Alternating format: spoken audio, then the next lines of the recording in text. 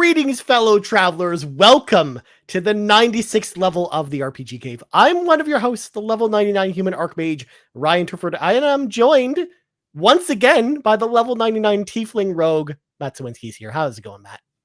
It is going, my dude. It has been a day in the realm of real world stuff, but I'm here. I'm excited to talk RPGs. We got RGG later tonight. It is a packed evening for us, my friend, and I'm all about it. How you doing? I'm doing well. I'm doing well. You know, the weather was pretty nice today. You know, it wasn't raining or anything like that. And, you know, I got a nice walk outside today. You know, it was good to go out and, touch grass a little bit. Because I'm coming kind of to the end of my vacation. I'm going back to the office tomorrow. So we will be, hanging out here. And I'm so happy to talk RPGs with you again. Of course, you are once again filling in for Garrett, who is currently in China. Still exploring the globe and apparently trying to find a way to watch all the press conferences on his phone. He said he barely was able to watch some of them. So, oh no, yeah, poor guy. I know he was so looking forward to like the Starfield press conference. That's an example. He's like, all right, I finally got to watch it a couple days later because the internet was just so terrible there. But he just left it sitting and like loading and buffering for a few days. Yeah, exactly. Well, we should probably clear the dungeon of those pesky mobs so we can get to the raid boss as quickly as possible. So folks at home, if you want to support the show, there's a number of awesome ways to do that. Number one, if you're watching the live stream right now over at youtube.com/carpoolgaming, or if you're watching the video on demand later, don't forget to like the video, subscribe if you haven't hit that subscribe button already, which by the way, Matt, I don't know if you saw this today, but we hit a new milestone on the 1,500 subscribers on the channel. Hit that today. So huge thank you to everyone who's been supporting us on YouTube and coming to watch the live streams and watching all the videos and everything else. And of course, subscribing. Thank you all for subscribing on the YouTube page. Of course, now we are on the roadmap to 2,000 subscribers over at YouTube. Yes, we are. /Carpool Gaming. So make sure, of course, if you haven't hit that subscribe button already, please help us out by hitting that subscribe button, or let us know in the comments below about what you thought about some of this RPG new goodness that we're going to talk about in tonight's show. Or if you're listening on audio feeds, don't forget to subscribe there or rate us. If you're listening on Apple Podcasts or Spotify, that definitely helps the show get discovered and gets new people into the cave with us. And last but not least, if you want our audio all on one feed, or if you want some exclusive content, like the Pants Patreon podcast with Patrons podcast with me this week. I was on the Pants Patreon podcast for Patrons podcast this week. Head over to our patreon.com/carpoolgaming. Throw a little tip in the old tip jar, just like Jonas Young did, who, of course, we want to say thank you to for hopping back into that gold tier. Welcome on in to the car with us, Jonas Young. Thank you so much for supporting us on Patreon. And also thank you to all of our patrons out there for being amazing human beings. Well, without further ado, Matt, it's time to read from the sacred texts, or we're pulling out our scrolls this week because this is our annual. And even though this one's been only around for about 2.5 years, this is become an annual thing for us. We are doing RPG Newsbreak E3 2023 audition, or Summer Game Fest, whatever you want to call. Key 3. Exactly. We're usually, Matt, Garrett and I usually always sit down after all the press conferences are done, and we love to, go through and dissect all that sweet RPG goodness and kind of all that hype, as Donnie Reese might say. So we're going to go through and basically talk about pretty much all the RPG news we got over the last week, Matt, which, as you can imagine, there's a lot of stuff to go through. Also, I will go ahead and just preface this real quick. Some of the stuff we've already talked about on other discussions or other shows, like we did do a full big discussion after Summer Game Fest, as well as one after the Xbox showcase. So we're going to have a lot of bleed over conversations here. But the main reason we do this on this particular show, even though we've talked about some of the stuff on the other shows before, is because we do know that there are people out there who just only watch or listen to the RPG Cave and don't listen to all the other Carpool Gaming content. So just be aware, if you listen to all of our stuff, you might hear some crossover tonight. But the nice thing is, of course, that's exclusive to this podcast. We're also going to crown the winner of our predictions, because I know the winner and Matt doesn't know yet. So I don't even remember the predictions. Yeah. I mean, 2 weeks. To be fair, if I didn't go back and listen to the episode again, I wouldn't have remembered either. So we're going to go through that. And then we're, of course, going to project what other RPGs we're going to get later this year. But let's dive into the news. And we're not going to spend a ton of time on every single one of these, but I wanted to, highlight all of these things we heard throughout the shows. And believe it or not, Matt, despite the fact that Summer Game Fest was a 2-hour show, only really got 2 RPG stories coming out of Summer Game Fest at all.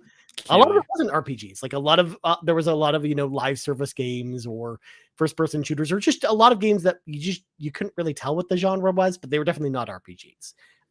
So we're going to start obviously with Honkai Star Rail, which you and I have both played. It's got a brief PS5 gameplay trailer and a release window for late 2023 on PlayStation 5, of course. We all kind of figured that it was going to be there. And it was certainly there. We didn't get an exact release date, but it's coming out later this year. And I'm excited finally to really be able to dive into this game because the PC version doesn't allow you to invert your controls. And I've been waiting for the console version to come out because I know with Genshin Impact, that was the problem with that game, that they added that feature in the console version. But Matt, where's your hype level on Honkai Star Rail coming to console? Because I know you touched it before a little bit, but are you going to go back to this game maybe when it comes to PS5? You know what? I just might. I played a bunch of it. I played a pretty significant amount on mobile. And you know what? It worked pretty well. I was really, really enjoying my time with it. I kind of hit a point where, like I do with every mobile game, I just stopped playing it, and it's no fault of the game. I was into the story, I was enjoying what was going on, but I just stopped playing on my phone. It happens to every mobile game in existence. Marvel Snap, I played for the longest, and that was 8 months before I finally put it down.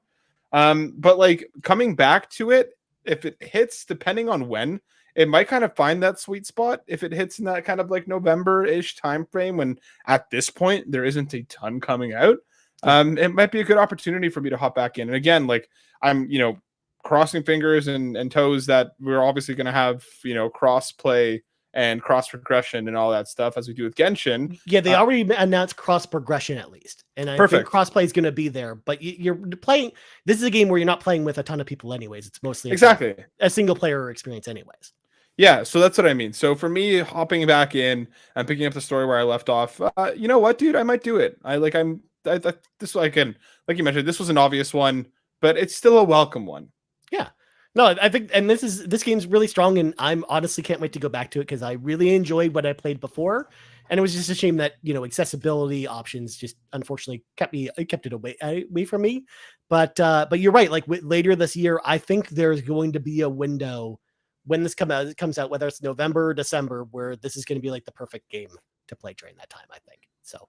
I will definitely be going back to it later this year. All right.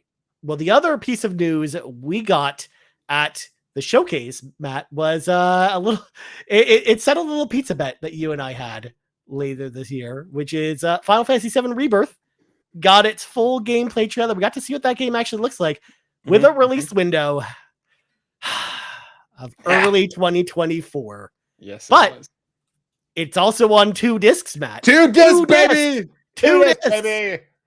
Oh my God. This trailer though, Matt, I think looked fantastic. I cannot wait for, Rebirth. I thought, I assumed Azor were going to be a really good game. And then they turned and they bring us this amazing trailer. And I can't wait for this game. But where's your hype level for Rebirth at, Matt? Dude, through the roof. Listen, I'm stoked I won the bet and I'm going to get a free pizza at it. I'm equally disappointed that we're not going to be playing this thing this year. The thing, the game itself looks spectacular. The trailer, my expectations were high. I think it surpassed it. The game looks beautiful, much better than I remember Remake looking. And Remake was already a pretty beautiful game.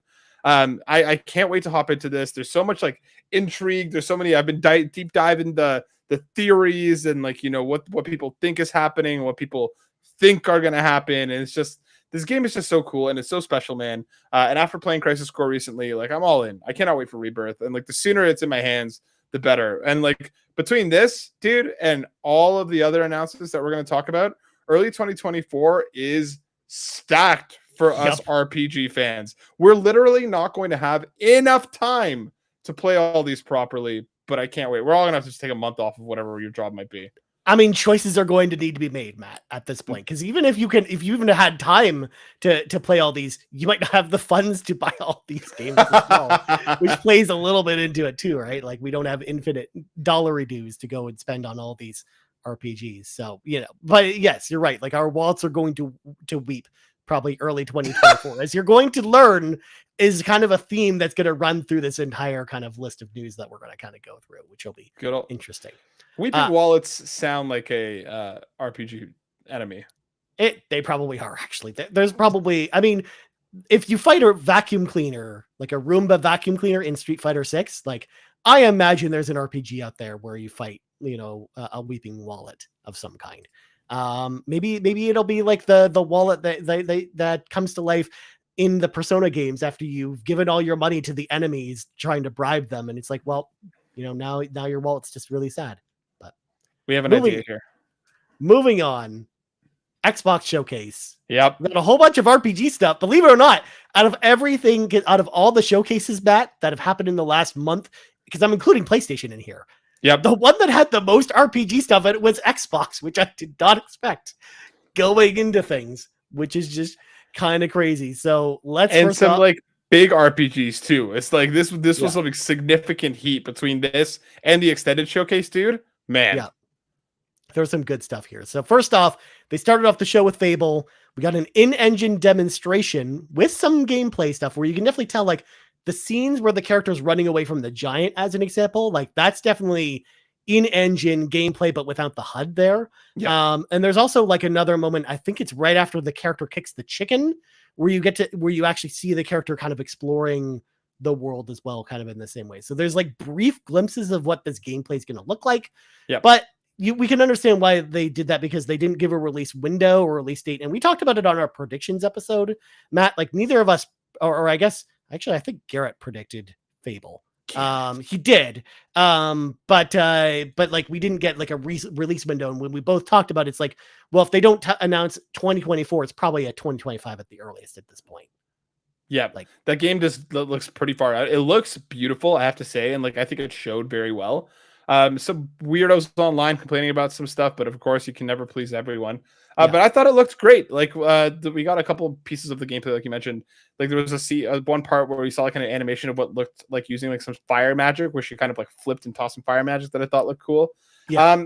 Fable was a series that, for me growing up, kind of passed me by just by virtue of my parents wouldn't let me buy them, and then I just never really went back. But it was always a series that I wanted to play. So this for me is like an awesome point to hop on, and I'm stoked, dude. I thought this was like an easy, a great way to start the show off. And also the game just looks awesome. But like, I don't know, Ryan, where's your hype at for Fable? I mean, I'm pretty excited for Fable. Like I've played, first of all, I've played all the Fable games, going all the way back to the original Xbox, where I remember, Peter Molyneux talking a big game about the original Fable and what you were going to be able to do in it. And it was going to be this big revolutionary thing. And while it wasn't that, it was still a very fun RPG. But then the one I really got into was Fable 2. I think that was a really solid Xbox 360 game. And the third Fable was just okay. Wasn't that great. They tried a bunch of different stuff where you're this king and you have to, do a bunch of stuff as the king, which just was very hit or miss. So, and the series has kind of been dormant since then, because the only other Fable thing we got was that Fable Connect game. Fable the Journey, where you walk and then you ride a horse, and that's pretty much what you do in that. And then we had Fable Legends, which got canceled. So it's been, almost like by the time this will come out, it'll have been at least 10 years since the last Fable game. So I'm pretty excited for this one. I like Fable a lot. Yes, some of the humor just is kind of hit or miss with me, but I'm pretty excited about it. And Yarding says in the chat, so just play 2 then. I've never played either one of these. I mean, yeah, I actually think like if you're going to start with Fable, or if you want to go back and play Fable games, 2 is the one I'd probably recommend to check out, because they don't really there are some story elements from 1 that, that'll pay off in 2 if you've played both of them. But for the most part, I think like it's probably the best entry for new players to start with. So let me ask you this then, because it's like you mentioned, not even counting like the Connect one, it's been probably 15 years, if not more, by the point that the game's actually going to come out, since we've had a proper mainline Fable. what do you want out of a next gen brand new edition of Fable? Because this is going to be a lot of people's first Fable. What do you want to see in it? So I want to see like pretty much just an expansion of ideas from maybe Fable 2, like something very similar to that, where you play as an adventurer, you can kind of go in, whatever direction you want to go in, because Fable was very much a game that was all about player freedom, where you can kind of just do whatever you wanted. Like it almost was Skyrim before Skyrim came out, if that makes a lot of sense, where you could decide, hey, I want to go buy some houses, and then change the housing market to maybe raise the rents on those houses, and then make money that way. Or you could be super evil in the game by massacring an entire town and then taking all the houses for yourself, and then raising all the prices for people moving back into those houses. As an example, like you can all do all kinds of crazy stuff like that, or going on different adventures, going to different dungeons, and of course having like a good campaign.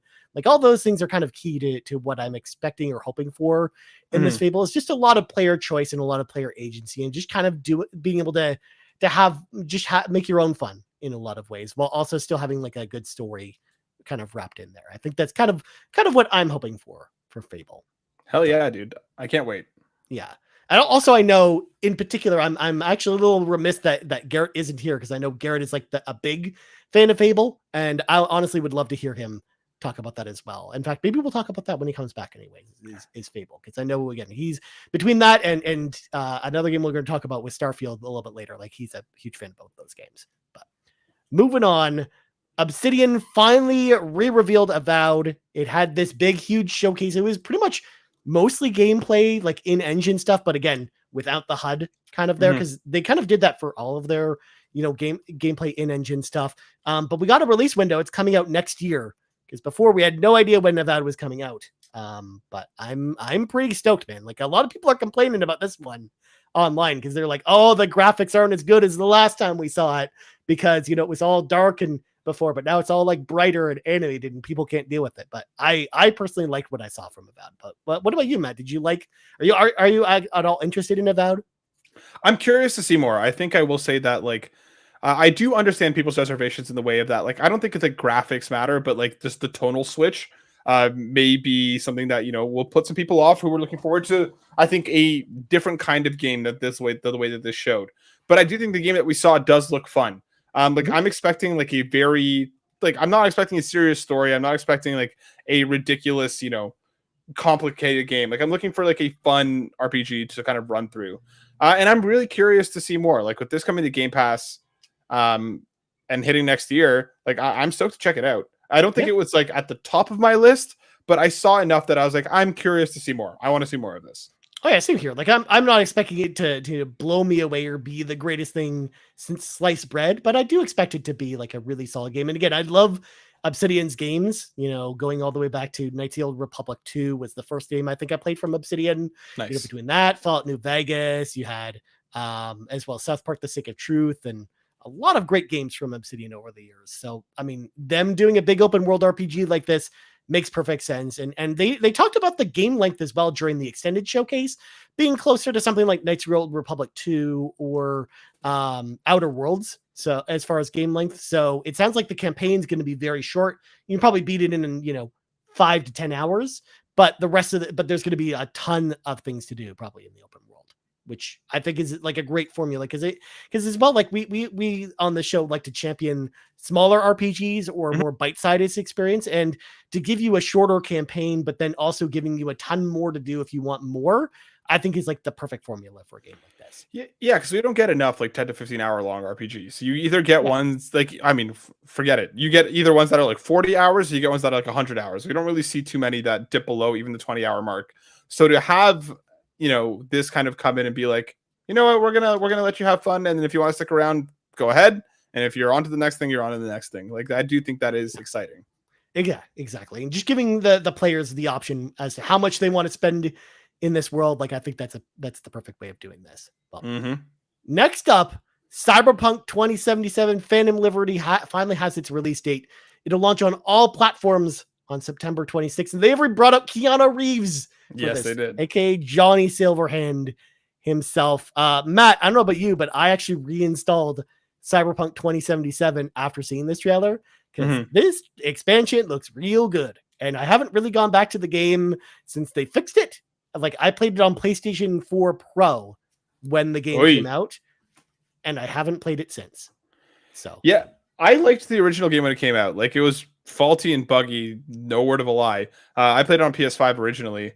But I have to say, like, I almost re-downloaded it as well, but now hearing about all the updates that are going to be launching in or around the time that the expansion is hitting, I'm going to probably wait, just because, like, the expansion itself looks awesome, but like they're putting out a free update that's going to, actually add a wanted system, actually add police AI, they're completely working the skill trees and the way that the way that the perks work.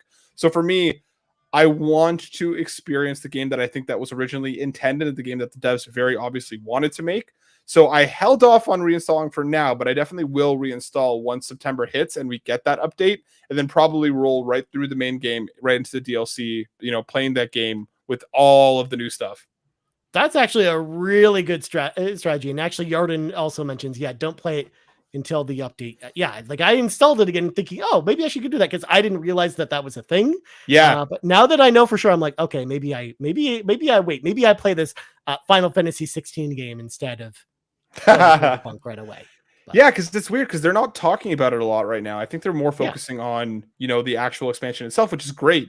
But again, they're reworking almost the entire game. So for me, I'm like even stuff like your clothes will now just be clothes instead of adding armor specs or adding different stuff. It's literally just going to be to look awesome while you're doing it. And all of your, enhancements actually come from the cybernetics now. So they're doing a lot to make the game completely new. And like for me, like I've played base Cyberpunk. I don't want to play slightly improved Cyberpunk. I want to play new Cyberpunk. So I think I'm going to hold off and play and pick it back up once that expansion hits, because it looks cool. And for $40, I think fair price. Yeah, for sure. Especially because like I picked up Cyberpunk for $10 so at my local Dollarama. So I'm pretty excited. No way. Yeah, there were bins and bins of it. This was before the next gen patch came out. Sure, but Dollarama? Yeah. Incredible. Wow. Well, I mean, Dollarama has video games, Matt. I don't know if you knew this, because you can go in there any day of the week and get a nice, shiny, brand new physical copy of Titanfall 2 for $3 on most days. So, yeah, it's a thing. Okay. Yeah. Also, Amiibo, you'd be surprised how many Dollaramas have Amiibo just show up. And not even the common Amiibos. Sometimes it's actually the good ones that you actually want. But you have like the best Dollarama by you, evidently. Jeez. Well, I know a couple places to go, but our time has come, Matt, with these next 3 announcements, of course, because we've been waiting for these. Persona 3 Reload is announced. Yes. Coming to PS4, PS5, Xbox One, Series X and S, and PC in early 2024. It's coming to Game Pass day and date. It will not contain the FES and portable content, unfortunately, which, dampens my spirits a little bit, because when we talked about this during our predictions show, 2 weeks ago, Matt, like this was the thing we wanted. We wanted like the perfect amalgamation of the answer from FES and then the female protagonist from portable, and we're not getting either, because they wanted to just do a straight remake of Persona 3, the base game. Although I've heard there are going to be some updates and changes. For example, it sounds like Aigis is actually getting a social link, which she didn't have a social link in the original game. I think they do have to do some stuff. Like there's no way that this game is going to come out without you, without you being able to control your party members. There's no way that they're going to remove Aigis' social link. There's like simple quality of life stuff that like they kind of said that if there is stuff that enhances the base game, they're going to do it. But the stuff that follows in the answer, or the stuff that completely reinvents the main game in FEMC, they're not touching. And that does suck. I'm with you as well. Listen, I'm incredibly excited for this game. I'm going to be picking it up day 0 if I can. Like I'll be hunting for this thing at my local Dollarama. But like it is disappointing that they're not going the full 100% with it. Like this is a very nice 80%. I'm sure the game's going to be great. But like, come on, Atlas. And it's just like, Atlas gonna Atlas. Like we had conversations. We knew that this was a possibility. We knew that this was entirely likely and probably, the way that things were going to play out, as much as we wanted the full-blown package. Yeah. So for me, like, I'm still incredibly excited, but it is disappointing and it is disheartening. My major questions come down to now: are they going to add it? Are we going to get a DLC or an expansion? Are they going to charge you for it? But like you mentioned before, a lot of Persona DLC is just characters and skins and stuff and costumes.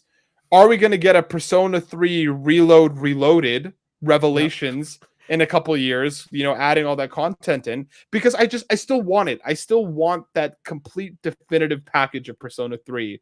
And it's a crime that we're not getting it this time. A crime, Ryan. I still can't believe that. At least the answer makes a lot more sense. Yes, I can understand maybe not doing, the female protagonist route, like, because there would probably be a lot more stuff they'd have to add to the game by doing that versus just the answer. So the fact that they're not even doing that, just, it makes me a little bit sad, which is why I think, like, they might actually just be crazy enough, Matt, to do Persona 3 Reloaded, or Persona 3 Reload Royale, or something stupid like that. I don't want them to do that, but that's a very Atlas thing for them to do. So unfortunately, if we're being realists, that's actually probably how this plays out. It's dumb because we don't want them to do it. We'll both buy it. Yeah, of course we will. Of course we would. Like, there's no doubt. Yeah. I mean, although, who knows? Maybe we don't end up buying this one because it's on Game Pass. I'm still gonna. There's a possibility. No, please. They're gonna. You and I both know, Matt. They're gonna release a stupid edition of this, and you and I are both gonna be suckers, and we're gonna buy it. 100%. That's just who we are. Between Final Fantasy 7 and Persona 3, and for me, a game that we'll talk about in a little bit, Yakuza 8. I am very worried for my wallet when it comes to whatever special editions are going to come our way for these 3 games, because they're all evidently hitting in early 2024. So for me. Ryan, can you look into your magic crystal ball? When are we actually getting this in this supposed early 2024? When do you think it hits? January. Mid-January. You think it's that early? I think it'll Ryan, don't tell me that. I think it'll be the same window that we got for Persona 3 Golden or Persona 3 Portable and Persona 4 Golden this year. Because I was expecting like February or March. January, dude? I'm pretty sure that they are the company that will. I mean, I think it just depends on how well Persona 3 and 4 did earlier this year. As far as True. Did they sell? Did they were people engaging with the content? Because if they did, then I think they'll be like, you know what, January worked for us before. Let's just do it again. Because I think to plan things out, Matt, as you will, as I plan it out. The way I actually see this playing out is I actually think Yakuza or Like a Dragon 8 will actually land in February. Okay. Just like, Ishin did this year. Yep. And then I think that Final Fantasy is probably going to be March or April. Dude, can you imagine a world where like this is like a decision I don't even want to think about, with Persona and Final Fantasy hitting the same day? Yeah. And like being like, which one do I load up first? I genuinely don't know. There's something new in Rebirth, but it's been years since Persona 3. I don't know what I would do, man. I already know what I would do. It's not even a question for you. I'm just gonna play Persona 3 Reload instead. I'm sorry. Final Fantasy 7 Rebirth can wait.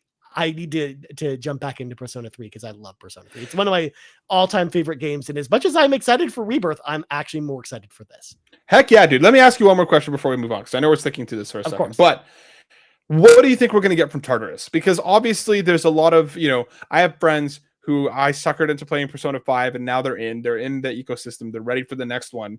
And they're like, oh, but Tartarus, I've read bad things. And like, granted, it hasn't aged incredibly well, I would argue, just because the procedural generation was rough at the time. And again, me playing it on the Vita, whatever, rolled with it, because Persona 4 Golden was also, you have your procedural generated. Do you think we're going to get an overhaul? I don't think every floor is going to be designed, but do you think we'll see more designed floors, or do you think just an overhaul of the AI that makes these procedural generations? Like, what do you think we're going to get out of Tartarus when it comes to Reload? Because we still don't know. I think there's definitely going to be an overhaul of some kind. It won't be, they're not going to base like the floors around different people or different themes or anything like that. Like nothing like the palaces from Persona 4 or 5. Like, because otherwise that would involve changing the story. And it sounds like they're not going to change the story in any way. So, no. But I imagine they'll change the way you progress through Tartarus in some meaningful way to where it won't feel as, monotonous as it did in the original game. Okay. Like, that's just my thought process. But what about you? What do you think? I'm with you. I think we're probably going to get some, because I think of Persona 4 and Golden, where like again you had your procedural generation in between, but they did have some floors that were specifically designed with a certain layout and a certain way that they wanted you to progress through the floor. So for me, probably going to overhaul the procedural generation, give it more ability to put together a more varied type of floors with different corridors, different hallways, different twists and turns. I'm hoping a little bit more even like verticality within the floor. You know what I mean? Yeah. Like levels in some way, shape, or form. But yeah, I'm thinking that we're not going to get Persona 5 when it comes to this, when it comes to Tartarus, but I do hope it just has more personality than it did in the first game, because the base floor, the first time you walk in, is so cool. Like you're like, wow, where am I? What is this thing? And then you start making your way up, and you're kind of like, okay, this floor looks like the last floor. It looks like the last floor. It looks like the last floor. So, well, I think they'll play with it more too, because you're not gonna have the top-down angle this time around. Like you're going to be, right, kind of like the third-person angle this time around. So there's more reason for them to, touch everything up and make it look visually interesting. So and also they have to do that as well, so you don't get lost. Because like that might be because if you can't see from the overhead perspective and it all looks the same, you're going to get lost very easily. True. So I think they will definitely play with it in a big way. So yes, I think there will be an overhaul but you're right. Like I wouldn't expect a Persona 5 type design type, but it'll be different for sure, which will be good for us who have played the game before. Moving on, Persona 5 Tactica was announced. Yeah. It's coming November 17th, 2023 to literally every console on the planet and Game Pass Day 1, except for Amazon Luna. Not coming to Amazon Luna, but basically everything else at this point. And I was going back and listening to my predictions on Xbox Drive, Matt, and I'm just like, why didn't I just go with my gut and say it's a Persona 5 Tactics game instead of thinking it was a fighting game? Because you saw the tweet, Matt, where I called this. I know. As soon as we saw the trademark, as a joke, thinking they would never ever do a Final Fantasy Tactics style Persona game, because that makes too much sense. And turns out they finally did it. They did it. That's exactly why you didn't get it. I was thinking the same thing. I was like, P5T, it's going to be tactics. No, it's not. There's no way Atlas would actually do that. There's no actual way they would give us exactly what we want, let alone in a chibi-Q like art style. And they did. Dude, this looks awesome. I'm liking what I'm seeing from the battle system so far. I'm liking what I'm seeing with like the triangular almost team up attacks that kind of envelop everything that's in between. What I will say about the Persona, and specifically the Persona 5 spin-offs as of yet, they've been great even in like genres that I don't normally play. I love tactics games. So if you're going to give me a great Persona 5 tactics game, I'm all in, dude. Like I can't wait. And right now, again, there's nothing around there. I'm going to be coming off of Spider-Man 2, heading straight into Persona 5 Tactica, and I cannot wait, dude. It looks awesome.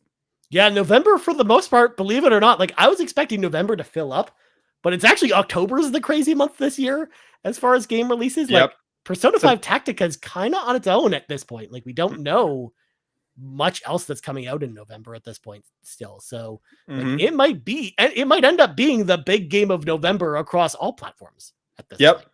And I mean, like the next thing that we have is like Avatar in early December, but you're going to have a couple weeks where it's like Persona's the talk of the town, my dude. Yeah, which is going to be awesome because like I can't wait for this game. I love tactics games.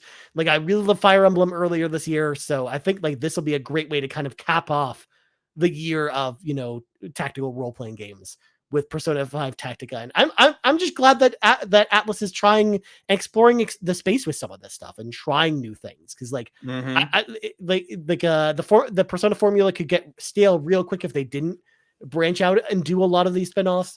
And also it's been a long time since we've gotten a Persona Q game, because I mean it's been a long time since Persona Q2 came out, and which was the last game we saw in the chibi style. So I'm actually glad that they're trying something different with this one, and I can't wait to play it. Do we talk rumors here, Ryan? We can talk to rumors here. We believe it or not, Matt, we actually have a rumor to kind of round out the news at the bottom of the news thing. But what rumor do you have for me? Very quick. Spoilers for the future of Persona. Evidently, current scuttlebutt is theorizing that Persona 6 won't actually hit till like 2025, 2026, and we're going to get more Persona projects along the way. The current hullabaloo is evidently next year we're going to get a Persona party game that will actually have the cast from 1 all the way through 5. I don't know if they're going to be the full cast from every game, but you're actually going to get like a Persona party game with everyone. And if again, for me, dude, we know they're working on Persona 6. We know that these aren't all the same teams making every single game. If we get more Persona along the way and they're trying stuff like Tactica, they're trying even a party game, it's Persona, I'll buy in. Like that just makes the wait for Persona 6 so much more manageable. And I love these casts. So for me, people are like, the cast from 5 again. Yes, give me them again. Cast from 5 again, please. Yeah, give me them again. Give me them in a different setting. Give me them in a different genre. Give me, I don't know, SingStar, but Persona, and I'm gonna buy it. Like, they have me. I'm in, dude. Yeah, I mean, you never know. They might do another Persona dancing game because they still haven't done Persona Dancing 1 and 2, which would be pretty cool if they went back and even did something like that. But yeah, like that party game would be pretty cool. You know, I would buy that too. We would end up probably having to stream that together, Matt. 100%, dude. Because yeah, like just seeing the cast of Persona 1 and 2 again, like, please give me all that, because those games, I actually hope that even though we haven't heard anything about this, Matt, I hope they go back to those games at some point. Now that they're doing Persona 3 and giving it the modern glow up that it deserves, like, I hope that their next kind of Persona thing before Persona 6 comes out is like a remake of 1 or 2 or both at this point. Like, they really, really need them at this point. And especially with 2, because you can't even really play that game, like both of those games, because it's a 2-parter game. You can't really play both those parts in North America without, doing some hodgepodging with some. Yeah, but if they're going to do that, they're going to release 2 as 2 separate releases. You know that, right? I can live with that. They might end up just being on Game Pass, so I might not have to worry about it too much. But I need to go back and do 1 and 2, but let's move on.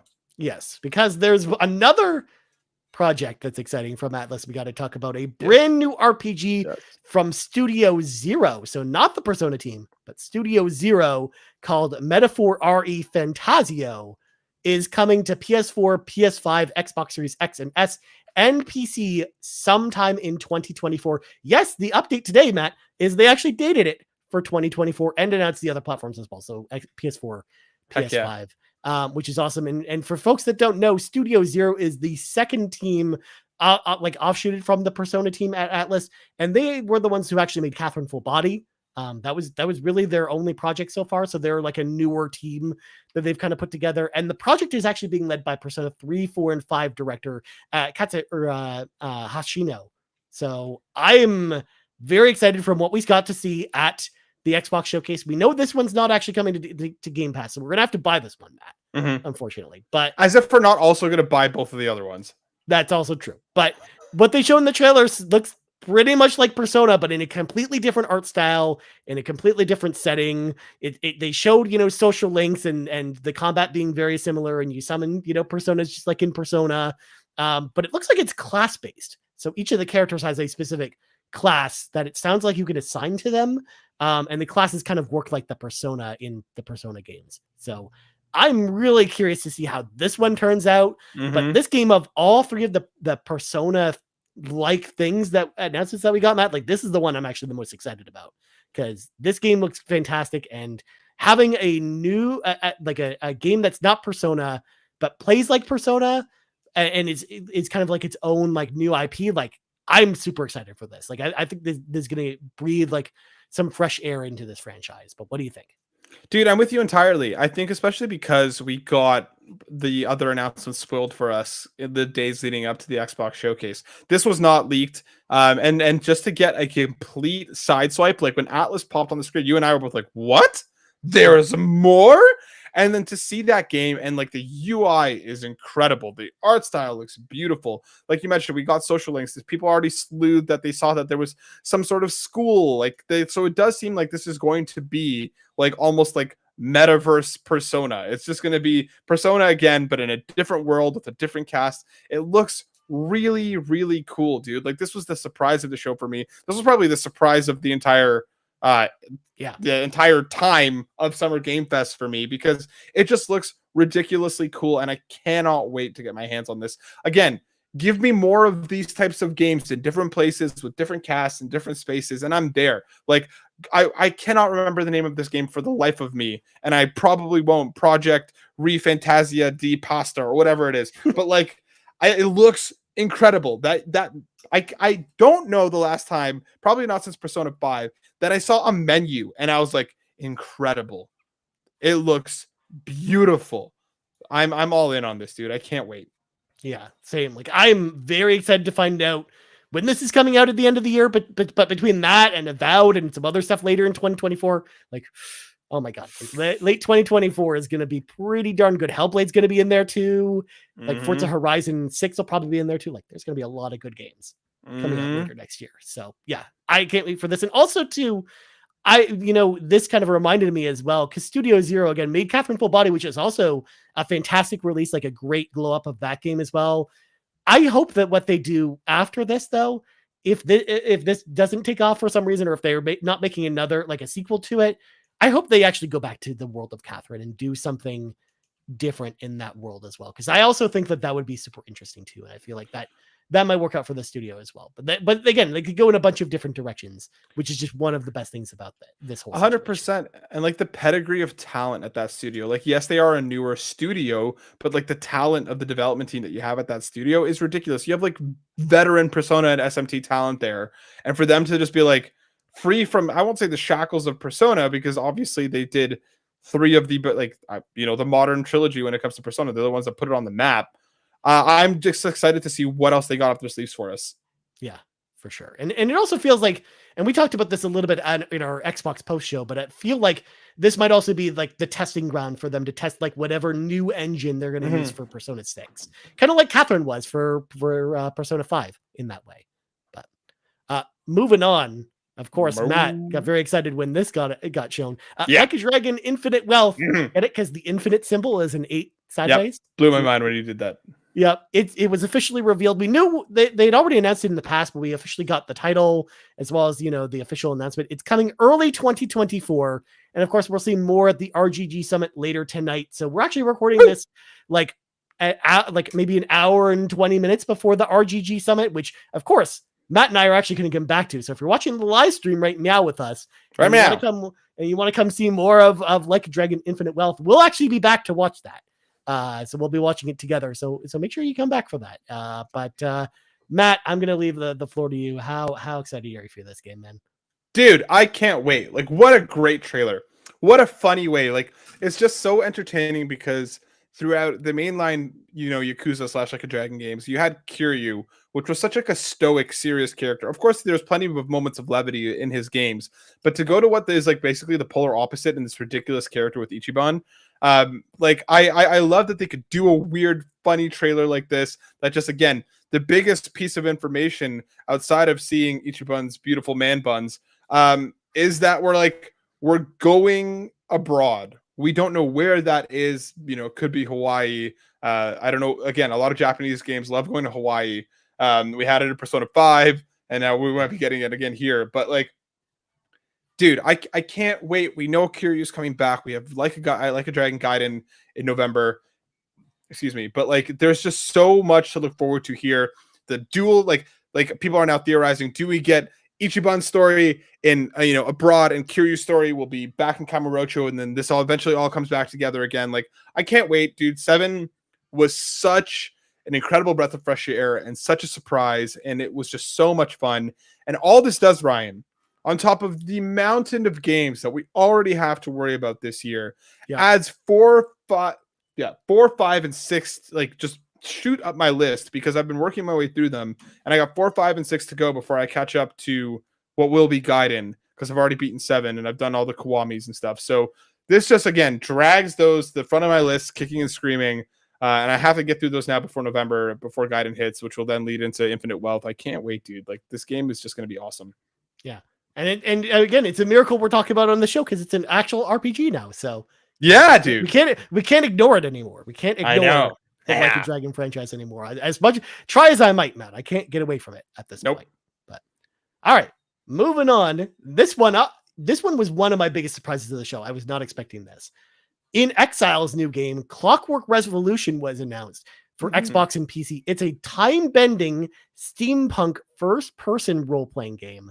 No release window was announced, but the trailer basically just looked like BioShock Infinite. But they went on record because there was a little interview with the in Exile developers after it, which is part of the reason why we were talking about it in the show, because I didn't know that it was going to very much be an RPG, but they're flat out said no. This is very heavily going to be an RPG. So expect closer to something like a Bethesda style RPG versus what we got with BioShock Infinite. But but at the same time, they're trying to the whole steampunky kind of style that we saw from BioShock, but bringing that into like the RPG genre, kicking and streaming. Like I think this is a perfect idea, and this game looks awesome from what they showed with the gameplay. Like they showed that there's like dealing with these enemies by blowing up this building which crushes them, and then you could kind of rewind time to get around the collapsed building, as well as some of the other time powers they showed off looked really interesting and cool. But what did you think about In Exile's new game, Matt? So correct me if I'm wrong. In Exile has like traditionally worked on the Wasteland series, correct? So this is kind of their first person big budget thing. And like all I've ever heard about the Wasteland series is how incredible it is. So I'm really excited for them to go play in a new space. The game looks incredible. It looks so cool. The little snippets of gameplay that we got through there just looked so tantalizing, and I just want to see and hear more.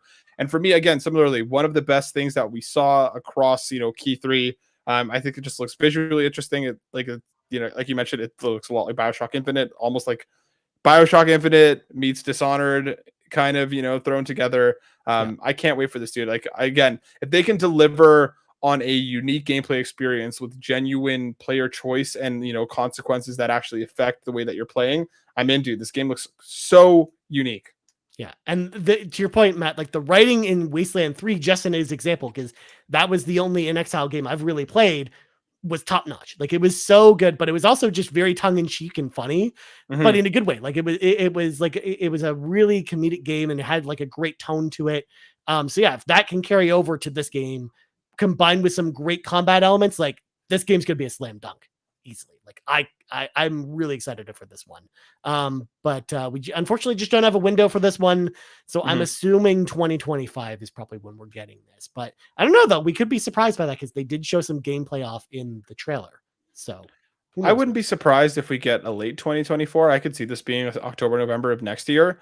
I don't think any sooner. I do think 2025 is more likely, but I think there is a chance that we get it towards the back half of next year. True.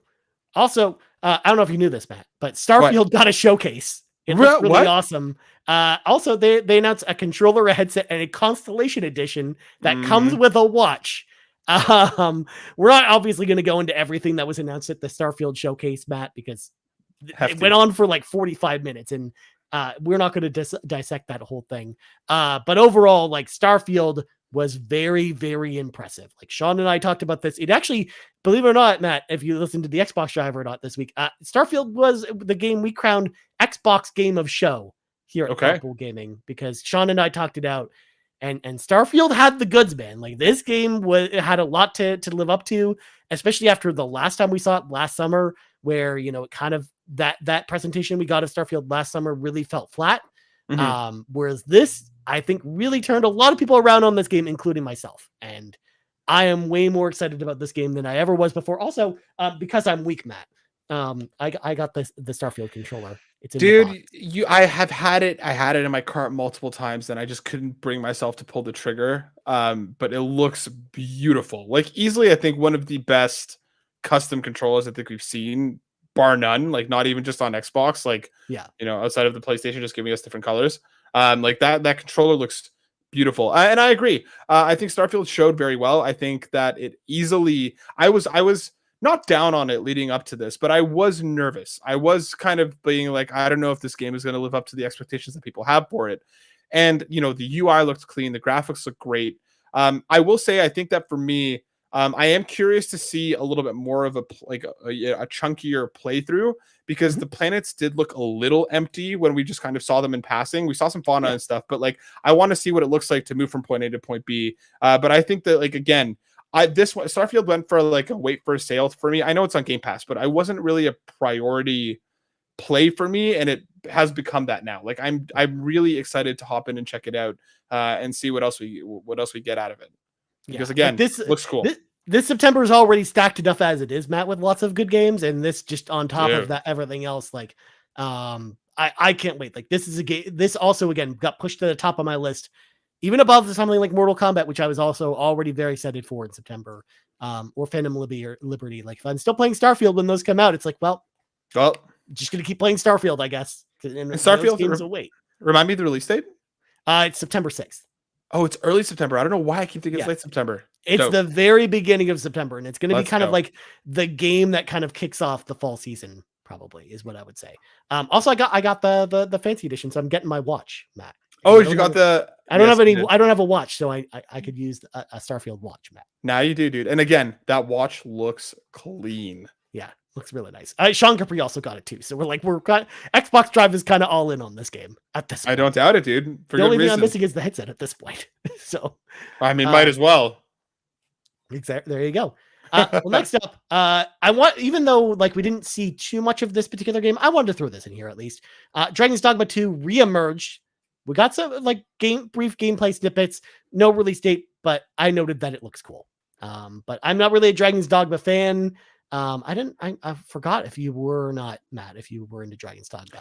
I tried to hop into the first one relatively recently, like in this calendar year, and I played like an hour or two, and it just didn't click with me. Yeah. So while this one, I do agree, I think this one it did show well. It looks cool. Like there's that one moment where they literally like pull a meteor out of the sky and rain it down upon them, and it looked like in Infinity War when Thanos grabs that mood and tosses it. Like it does look cool, but I'll have to see more before I become any sort of convinced. Yeah, for sure. Like I want to see more of this game too, which is why again, this is another game that if Garrett was here, he'd have a whole like thing to say about Dragon's Dogma 2 because he's very excited about this game. But I'm just personally not into it. Also during the extended showcase, Matt, we got the announcement that Sea of Stars is coming to Game Pass day one. So a lot of us were worried that Sea of Stars would even come to Xbox at all. And then they announced it eventually for Xbox after announcing for every other platform under the sun. And then they announced later that it's even coming to Game Pass, so you don't even have to buy it at this point. I'm stoked. I can't wait for this game. I think, dude, me too. The game looks beautiful, and it is such a good get for Game Pass because I think there are so many people who have seen it on Twitter, who have seen it in passing in some of these presentations before, and may have not bought it, but they may fall in love if they have an opportunity to play with Game Pass. I think this is a fantastic Game Pass get. Yeah. I mean, yeah, it's going to bring a lot of people, I think, to the service. And I think it's a really good get. And it's also good to see Sabotage jump in there. Like, I think they saw good things when The Messenger came to Game Pass, which was their previous game, which also was a fantastic game if people haven't played it. So I actually can't wait to play it there because I think I'm going to play it on Xbox at this point. And just there's enough games to pay for after this that I think I can deal with getting this one in Game Pass and then maybe buying it later if I want to support the developers, I think. Dude, same. I'd like this easily just went like, okay, well, I guess I'm playing this on my Series X now. And also Neon White is coming to Game Pass. Go play it. It's one of the best games ever. There's that too. I didn't put it in here because it's on RPG, but yes. I know, but I'm going to shout it anyway. Well, speaking of shouting games out, Matt, the Final Fantasy 16 demo was also dropped over the weekend, and that's news because I put in my notes here, the Final Fantasy 16 demo is released. Here's Ryan's chance to gush about it because holy crap, Matt, I played this demo. Have you played the demo yet, though? I have not. And my strategy, I have to shout out Hambone Johnny because on Twitter I was lamenting whether I should play this or not because I didn't want to wet the palate too early, Ryan. I didn't want to hop in and then salivate for a week while waiting for this game. And he suggested, he's like, start it on Monday or Tuesday of next week so you end it and kind of roll into the main game on Friday. And I think that's what I'm going to do. And it's killing me, Ryan, because all I'm seeing and all I'm hearing is how good this demo is. And I'm sitting over here being like, inner peace, self. I know. I was gonna say it's me and Mr. Midas over on Twitter, friend of the show, Mr. Midas. Of course, him and I are just going back and forth about how friggin' good this demo was. Like, dude, I came close to swearing because that's how good this demo was. Like, it is, dude. It was easily one of the best demos I've ever played in my entire life.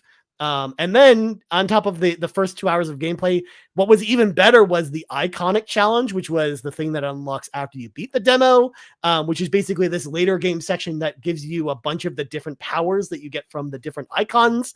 And then you seeing the way that those intersect with the gameplay, and then of course that leading to this really, really epic boss fight towards the end, which I'm not going to spoil.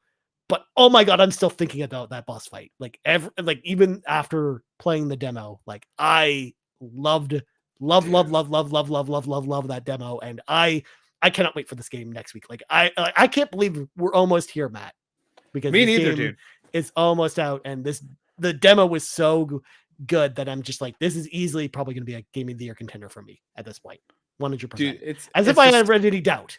No, dude, GOTY this year is going to be such an interesting conversation between the likes of Spider-Man 2, between like Final Fantasy, Starfield. Like, there's so much in contention this year. Tears of the Kingdom, man. Like, there's so much that like this. It's going to be a brutal season this year when it comes to us. Deliberating, debating. But I can't wait for this, man. It looks incredible. I pre-ordered the Steelbook from Best Buy, and I just like all I'm doing is like, please, Best Buy and Canada Post or FedEx or whatever you use to ship, just get here on launch day. Just please don't none of your tomfoolery of shipping delays and so on and so forth. Yeah. I can't wait, man. I can't it's a new mainline Final Fantasy, dude. It's been years. It's been years. It has been years. The last one was Final Fantasy 16 or 15 with the boy bands. So, and I loved it. Yeah. So I can't wait. But then we got 2 news stories, believe it or not, that just literally came across my desk today, which is interesting. First one, and this is actually more of a technical rumor because it hasn't been announced yet, but it's pretty much confirmed at this point. Star Ocean, the second story R's logo was leaked via Square Enix's own website. So this actually should be announced pretty soon, which again, this actually leads me to something I've been speculating for over the last week, which is just like, it sounds to me like there's going to be a Nintendo partner showcase at some point, whether it's this like tomorrow, just out of nowhere, or sometime next week, because this stuff like this, Matt, keeps popping up where things that haven't been announced, but they've basically been posted to the internet that are going to be on Switch, that will fit in with a partner showcase. So I think like this is going to get formally announced probably next week or whenever the partner showcase or next Nintendo Direct is at this point. Because it's also up there with Persona 3, which also did not get announced for Switch at this time, but I'm pretty sure that the Switch version will be announced at the next Nintendo Direct or partner showcase at this point. So you think it is coming to Switch? I think it will actually come to Switch, because this is something similar happened with Persona 5 when they announced that Persona 5 was coming to all those platforms, where they waited until then, because they announced it at the Xbox showcase, and then they announced it's coming to PlayStation 4 the next day, and then it took them till the Nintendo the next Nintendo Direct for them to announce that it was coming to Switch as well. Right. Yes, you're right. Okay. So my question is then, Ryan, because I've never played a Star Ocean, and I've seen some people, and I know like in terms of quality, they range, in the series, but I saw a lot of people excited about this news, that this is the one that a lot of folks wanted to come back. Give me a hype check on this. Like, why should I be excited? Well, Star Ocean, the second story, was a PlayStation 1 game originally, and it's basically this sci-fi meets medieval fantasy RPG where you've got, people from space and they land on this planet that is like very fantasy based. But Star Ocean, the second story, is easily the best game in the series, both from a story perspective as well as the combat perspective is concerned across all the Star Ocean games. And it's one that is a very expensive PlayStation 1 game to get now. So it's just inaccessible to a lot of people. And none of that, but the remake that they did of Star Ocean First Departure, which was the first Star Ocean game on PlayStation 1 that is on Switch and PS4, is a fantastic remake of that game. And this version also is already out in Japan at this point. So it just hasn't released worldwide. So we've been waiting for this for a while now to actually get released outside of Japan. And I can't wait to replay this game when it gets re-released finally this year, by the sounds of it. This year? I mean, I'm assuming it is. Oh my God. Yeah. I mean, it's Star Ocean, and I really like Star Ocean, the second story. And I think like this will be like this will be the game for people to play. Although one nice thing about Star Ocean for folks that want to maybe try this out and see if maybe they should be excited about this is that Star Ocean First Departure, the remake of that's really good also, is also on PlayStation Plus Extra. So if people have PlayStation Plus Extra, you can play that game right now. And if not, it goes on sale for $10 all the time. If you want to get in on the ground floor of it. But yes, very exciting news. I can't wait. It's like Star Ocean fans are like, foaming at the mouth waiting for this to come out at this point. Okay. I'm going to have to check it out. Yeah. And then last news story that actually happened during the live broadcast tonight. But Sean Capri, of course, shout out to Sean for pointing this out in the chat. Nintendo just announced that Fire Emblem is coming to Game Boy Advance Expansion Pass. So, oh no way! Yes, so the remake of Fire Emblem for the Game Boy Advance is coming to GBA Expansion Pass, and that's actually an expensive game too. So I think that's actually a great get for the Expansion Pass over on the old Nintendo Switch.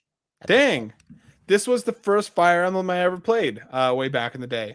I think it was for a lot of us because that was the first game we got in North America from the series. No, but it was the first one that I played, Ryan. That's true. Oh, I'm sorry. Yeah, thank you. But I have a heartbreaking memories with this game because, like, for anyone who's unaware, there are 3 main protagonists, and you play through one story to get to the second story to get to the third. And I played through Lynn's, I played through Ellie Woods, who by far one of the worst main protagonists ever. I hate that guy. Got to Hector's, super cool dude. My friend borrowed it, and his Game Boy Advance wiped the cart clean. Oh no! So I lost all of my save progress, and I never went back. And I don't know if I'm ready to be hurt again, but at the same time, this game rocked, dude. Yeah, and I mean the one thing you can count on is that your Nintendo Switch will hopefully erase its save data at this point if you play it there. But we'll see. Yarden, of course, is distressed along with just hearing that story. That reminds me of my Assassin's Creed 2 story that I tell all the time, where I got to the end of Assassin's Creed 2. I got to the final mission, Matt, where you go and do the final assassination. And I was like, okay, I properly saved the game. I have to go to school because I was in college at the time for broadcasting. I come back at the end of the day and I'm like, all right, I'm ready to beat Assassin's Creed 2. And my save was gone.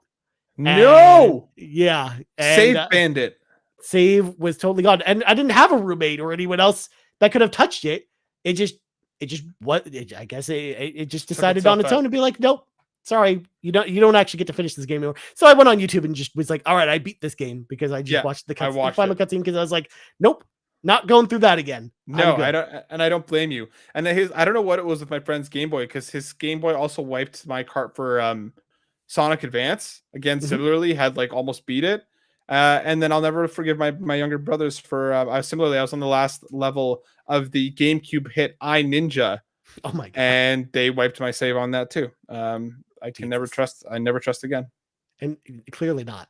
Not. It's too much. No. Well, that is all the news stories that we got. Oh my god! It took us an hour to get through that, Matt. There was a lot to talk about. Well, I mean, like 75% of that was Persona. So there is that. So it is time to learn who is going to be crowned the RPG prediction master. Oh, again, yeah. This is an annual thing, of course. So we're keeping up with this. So who won last year? Garrett actually won last year. But okay, Garrett. We'll see if Garrett can keep the streak alive. We're going to start with Matt's predictions. Me. So first off, Matt said Final Fantasy VII Rebirth will be at Summer Game Fest. February 2024 release date will be given. While this game was at Summer Game Fest, it got an early 2024 release date, so not quite February. So I gave you half a point for that one because half that prediction was correct. Dude, 0.75. Come on, man. It was February's early 2024. I called the delay. Doesn't count though. That's the rule. 0.75. Come on, chat, back me up here. If the chat says that we should overturn it, I will overturn it. If there's enough people in chat that say it. Otherwise, I'm gonna leave you to your fate because who knows? You might not actually need those points, Matt, because you might actually win. Who knows?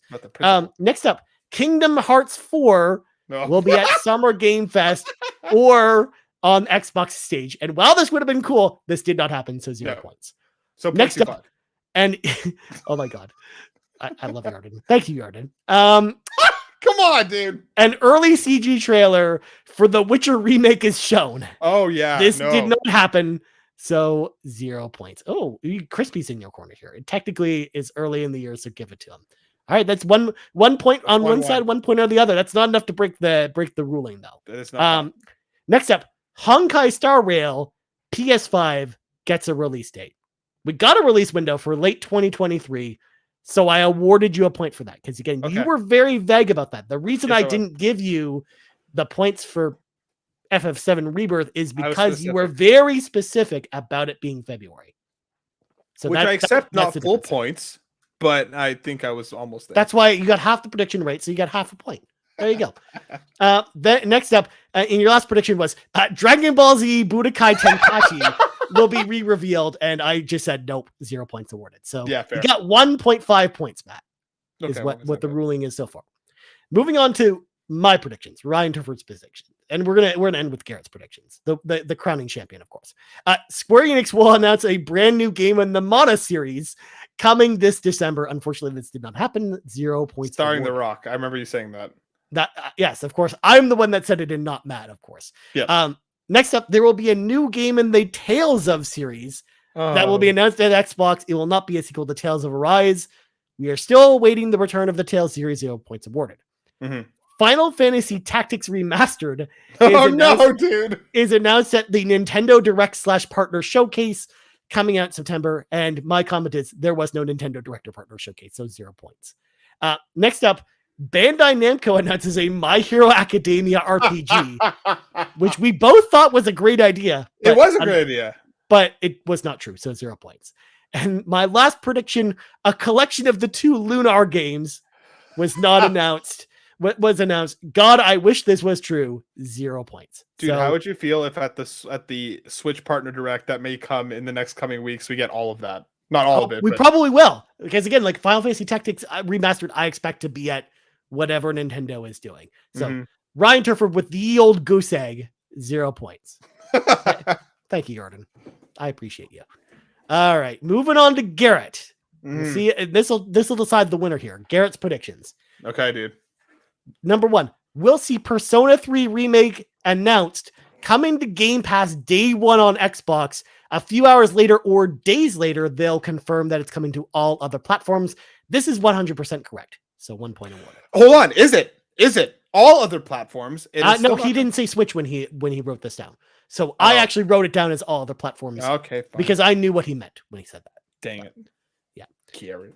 Next up, Avowed. Please just give me something. I'm suspecting just another CG trailer with minimum gameplay. Avowed was there in full force with in-engine gameplay. Plus, it got a 2024 release window. I gave Garrett 0 points for this because Garrett said we were going to basically get like a quick CG trailer with nothing, no gameplay and no release date, when we got literally the opposite of that. So, okay. No points. Not going to argue yet. Next up, Fable has been teased. It will definitely be there. It will be a big part of the Xbox showcase, including a gameplay reveal. It'll be a 2024 announcement. Of course, Fable was there with in-engine gameplay, but it was not dated. So I gave him half a point for that one.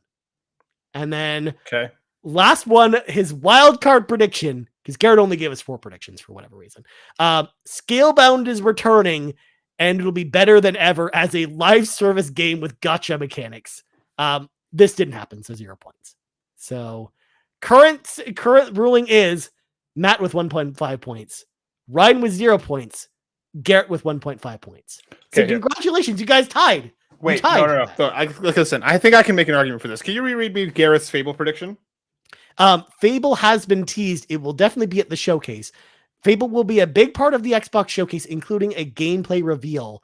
It'll just be a 2024. It'll also have a 2024 release date. Was it dated? It was not. No date. Okay, so no date. 0.25 gone. Okay. Gameplay reveal? No. 0.25 gone. There was gameplay in that trailer. We just talked about that though. But not a gameplay trailer. I argue 0.25 points. You're just arguing that so you win. Yeah, obviously. All right, we're gonna. You know what? You won me over, Matt. You have been crowned the RPG master. Congratulations, you have won the predictions battle, and what the prize you win for that, Matt, is pride, and the fact that I will actually come through on the pizza bet instead of just weaseling my way out of it. Yarden, my dude. Okay, then I don't even need to argue the Garrett's point. All right, then you won Yarden over, so you got even more points. 1.75 versus 1.25 versus the old goose egg for me. But dude, I genuinely believed in your predictions. You know what I mean? I thought when we were doing this, I was like, crap, he's going to take it. They seemed too good to be true. And unfortunately, that's why they were untrue. at this point. But again, a lot of those predictions kind of hindered on the idea of there being a Nintendo partner direct, which just hasn't happened by the time we've recorded this. So if Nintendo, if we wake up tomorrow and Nintendo is like, all right, here we just posted a mini direct to YouTube. Here it is. Like, well, it's like, well, it's too late for me at this point. So it's okay. That means next year we have to have a 3-way predictions episode and we battle again. Yeah. Exactly. So real quick, I wanted to run down before we get going. The RPGs then, now that we have the landscape of RPGs for the rest of the year, here's what we got to look forward to for the rest of the year with RPGs, starting with Final Fantasy 16 next Friday. Can't wait. We just talked about that. Yes. But then at the end of the month, we are finally getting, after a long delays, the Front Mission first remake. This comes to us June 30th. For folks that haven't played Front Mission, it's a mech-based strategy role-playing game from Square that goes all the way back to the Super Nintendo. So this is actually a Super Nintendo remake coming to us from Forever Entertainment, the makers of the Panzer Dragoon remake, which wasn't very good. So okay, I do not have high hopes for this, but I like Front Mission, so I'm hoping it's good, but we'll see. But also, again, it's coming out 8 days after 16. Probably we're not going to play it right away. Then July 7th, we are getting The Legend of Heroes Trails into Reverie, which I know we're all very excited about at the Hero for Carpool Gaming. And then July 13th, we are getting Atelier Marie Remake, The Alchemist of Salberg, which I know Garrett's excited about. Again, neither of us play the Atelier games, so there is that. And then we have to go all the way to August 8th, WrestleQuest. That is the wrestling role-playing game with Macho Man Randy Savage and other WWE wrestlers in it. And then on August 29th, we are getting Rhapsody, Marl Kingdom Chronicles. For folks that don't know, Rhapsody, that is a role-playing game that is also a musical. So every single line of dialogue in that game is sung, and it's all musical notes. Matt, go on. Never mind. Go on. Next up, Sea of Stars coming the same day, August 29th.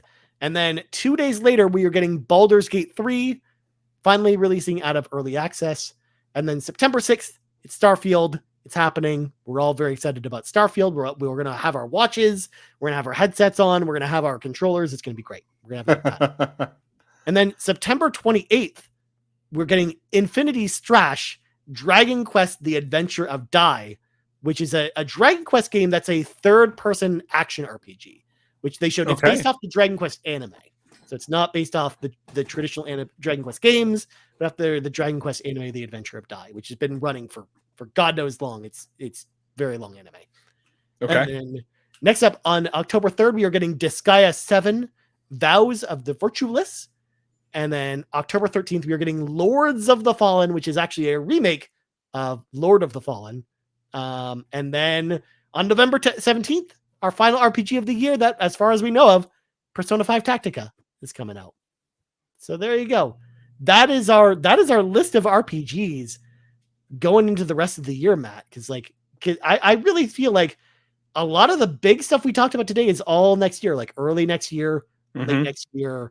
And Persona 5 Tactica is pretty much going to be, I think, the big RPG of the fall behind Skyrim. Or not Skyrim, Starfield, of course. Yeah, I mean, I guess it really does depend on the theoretical Nintendo partner showcase, because Tactics, could hit this year. That feels like it this year. Like you mentioned, the what's it called? Star Ocean. There could be more to this list that we don't know about just yet. But even if this list stays as is, that's a pretty good rest of year, my dude. Yeah, absolutely. And already an incredible year for role-playing games as it is. Just adding on to it with all these games here, I think it's going to be a pretty good year for RPGs, but especially just in the next month and a half, we're in the gauntlet right now, Matt, of good RPGs at this point. And then we've already got RPGs we haven't played from earlier this year. I know not everyone's played Octopath Traveler 2 or a lot of the other stuff that came out earlier this year as well. So there's still room for a lot of that stuff as well. All right, let's party up, Matt. We got a couple quick questions that we'll dive into.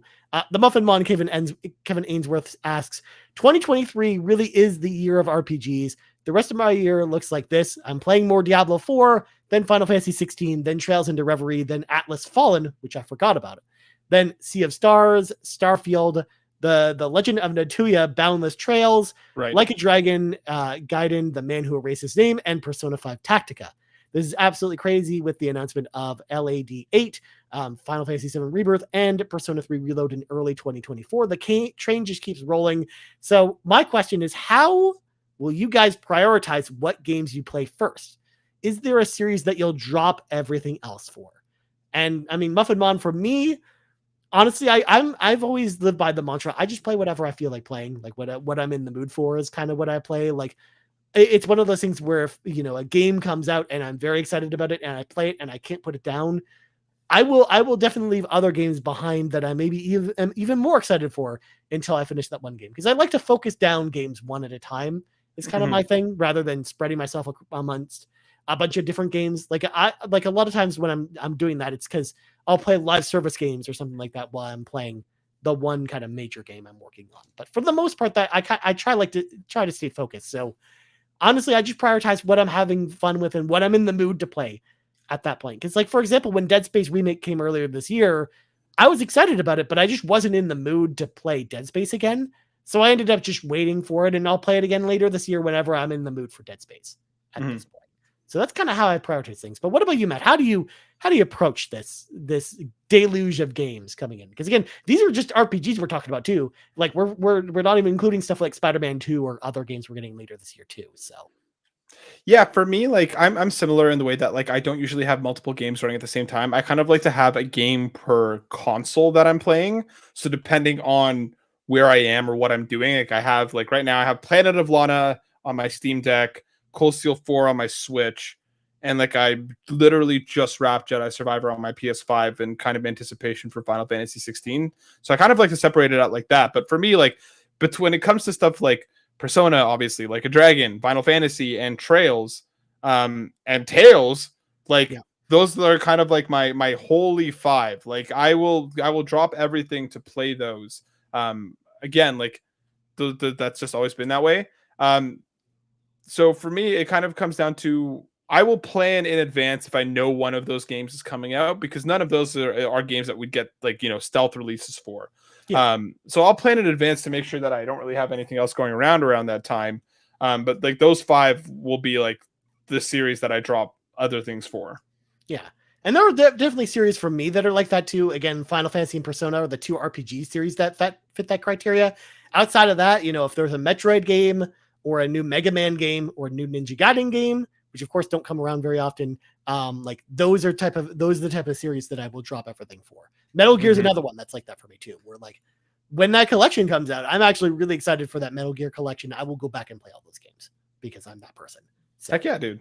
Yeah, so there's a lot of series that are definitely like that. But moving on, last question of the week comes to us from Nagachaka, who asked the question, what's the greatest RPG that will be coming out in 2023 and why is it Starfield? Also, what are you most excited about when it comes to Starfield besides the beautiful Control and Constellation Edition? But then we had a bunch of people counterpointing Nagachaka's question, and I'm going to read those now. Marcus O'Neill says, counterpoint, what is the greatest RPG that will be coming out in 2023 and why is it Sea of Stars? And Bowsah said, you both spelled Final Fantasy 16 wrong. And then Savoy Prime says, that title belongs to Trails of Reverie, sir. And then Awesome Dave 1337 says, counterpoint. What's the best RPG in 2023 and why is it the Pixel remaster that's already out on console right now? And then Darth Streddy says, no counter to that counterpoint. No, why is that game Baldur's Gate 3? So a wide array of games, but dude, like just look at how many different RPGs are brought up in the same breath and in the same counterpoints. Starfield. Listen, if Starfield ends up being my RPG of the year, I'd be surprised. I am looking forward to it, but when it comes to Bethesda, their games have never completely jived with me. They've never completely clicked. I enjoy them for what they are, but they're never my favorite. For me, it's probably going to come down to a battle between Final Fantasy 16, which will probably take it. Trails into Reverie is a game that I'm incredibly excited about just because it's essentially Trails Endgame. Like it's literally taking everything that's come before and kind of resolving it as it comes. So it's been one that's been building up immensely over time for me. And Sea of Stars is like the black horse in this. Like that game just looks so incredibly good that it could, I see a world where it takes the top spot if in some way the other games falter in any way. So for me, I am excited about the rest of them. No, Yarden, it's too late. It's been finalized. The thing, but we already crowned Matt the champion. We can't change it at this point. Yeah, it's too late. So for me, it's going to probably come down to between Final Fantasy 16, Trails into Reverie, and Sea of Stars. But again, you have to remember, Ryan, Trails to Azure came out this year, and that game is a 10 out of 10. So there is that too. That game's real good. And then, you know, earlier stuff in the year, like Octopath Traveler 2, The Rhythm, like there's a like Fire Emblem Engage, like there's a lot of games that kind of fit that bill. But yeah, like you're right. For me, it's probably gonna be Final Fantasy 16. Like it's gonna, after that demo, I feel like it's gonna be very tough for me to like an RPG more later this year. I think even with a game like Starfield, which I'm like infinitely excited about. Like Sean heard me talk about it, which by the way, I saw Sean come back. I got this as well. So that just shows how excited I am for Starfield. And I think that game is going to be kind of the close runner up when it comes to RPGs for me this year. But like Final Fantasy 16 for me, man, like that's going to be the game. It's going to be the And game again, no shade to Starfield. It's just personal preference. Yeah, absolutely. That is definitely what is going on here. Well, I think that's going to round out the show, Matt. I think that's going to do it for tonight's show. But before we go, first of all, thank you once again, Matt, for filling in for Garrett this week. I really appreciate coming on the show with me. Where can people find you on the internet, my friend? You can find me back next year on this show to retain my crown. I'm obviously not going to be annoying about this over the course of the next year. You can find me over on Twitter at Matt_SilverSoul. Of course, on the PlayStation Drive each and every week on Mondays. And you can find us right here in 40 minutes reacting to the RGG showcase. Let's go, dude. Thanks for having me. This is always fun. Yeah, dude. As for me, you can find me on the Twitters at the Ryan Turford. You also find us on Twitter at Carpool Gaming, as well as YouTube, youtube.com/Carpool Gaming, as well podcast services around the globe. So for Matt Sawinski, I'm Ryan Turford. This has been the 96th level of the RPG Cave. Only 3 more levels until level 99, when the mobs are finally going to start destroying us, because they'll be too powerful for us. And we're out. Good night, everybody.